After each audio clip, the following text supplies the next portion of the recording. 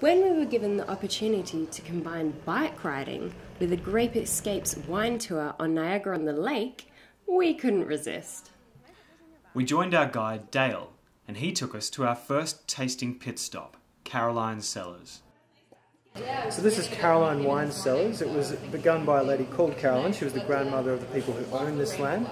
She was instrumental in sort of setting up this winery, and it's grown over 11 years to this. They produce quite a large range of wines. This is their 2011 Riesling. It's supposed to be sort of tasting of green lime, so I'll give it a try.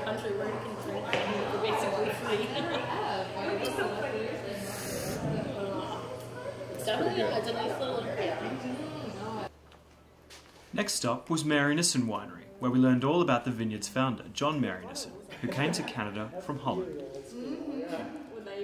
He wanted to make European-style wines, so he brought in French vinifers. First ones that he brought in were the Cabernet Sauvignon, the Gamay, and the Chardonnay.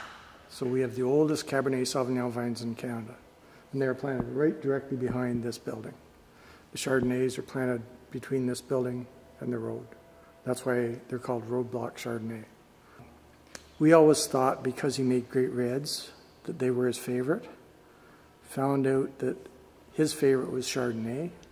His wife's favorite was the Cabernet Sauvignon. So I guess his winning awards for reds was a tribute to their life and their relationship. So he's always been a great winemaker.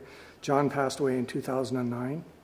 But the winemaker that's here now started in 2007, so he was influenced. He wanted to make wines the same way that John Marionism did. And so Jeff is continuing on making good quality European style reds, all unfiltered, so they're meant to age in cellar. We were given a behind-the-scenes tour of where the wine is produced. These vats can hold thousands of litres of wine.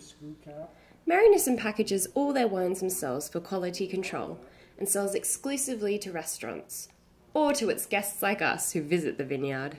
A few years ago, the Rolling Stones bought cases of its plonk, so if it's good enough for them, it sure as hell is good enough for me and Carmen. So this windmill behind me is not actually used to produce energy.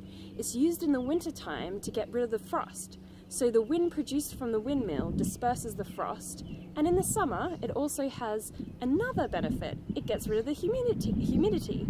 So back in the day they used to have helicopters that would fly overhead and get rid of the humidity and the frost, but that was too expensive. So they've installed these windmills instead. By this stage we were a little tipsy, but we were still thirsty. So we pedalled hard and went on in search of the next vineyard. We ended the tour at Allan-Petale Winery, which is world renowned for its ice wine. Ice wine is the sweet stuff, what I mentioned earlier, that Niagara-on-the-Lake is famous for.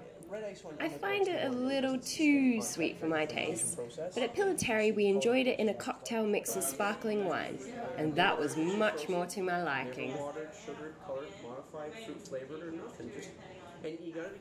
Cheers!